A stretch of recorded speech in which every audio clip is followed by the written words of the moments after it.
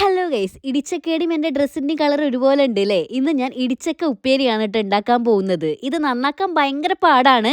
പക്ഷേ റൗണ്ടിൽ ഇതുപോലെ അങ്ങ് കട്ട് ചെയ്താൽ തൊലി ചെത്താൻ ഭയങ്കര എളുപ്പമാണ്. ഇതെൻ്റെ അമ്മ പറഞ്ഞൊരു ടിപ്പാണ് കേട്ടോ. അങ്ങനെ തൊലിയൊക്കെ ചെത്തി അവിടെ ഒന്ന് ക്ലീൻ ആക്കി ഇത് നമുക്ക് ഇതുപോലെ ഒന്ന് കട്ട് ചെയ്തെടുക്കാം. എന്നിട്ട് അങ്ങനെ തന്നെ വെള്ളത്തിലിട്ട് വെക്കുന്നുണ്ട്. എന്നിട്ട് നല്ലോണം കഴുകിയെടുത്ത് കുക്കറിലാക്കാം കേട്ടോ. കുറച്ച് മഞ്ഞപ്പൊടിയും ഉപ്പും കൂടെ ഇട്ട് കൊടുക്കാം. അപ്പോൾ വെള്ളം ഒഴിക്കും, കുറച്ച് വെള്ളം കൂടെ ഒഴിച്ചോളിയേ. ഇനി മിക്സിയുടെ ജാറിലേക്ക് പച്ചമുളക്, ചെറിയ ഉള്ളി, വെളുത്തുള്ളി, തേങ്ങ, കുറച്ച് ചെറിയ ജീരകം, മഞ്ഞപ്പൊടി ഇത്രയും കൂടെ ഒന്ന് ഒതുക്കിയെടുക്കാം. നമ്മുടെ ചക്ക ഇവിടെ വെന്തിട്ടുണ്ട്.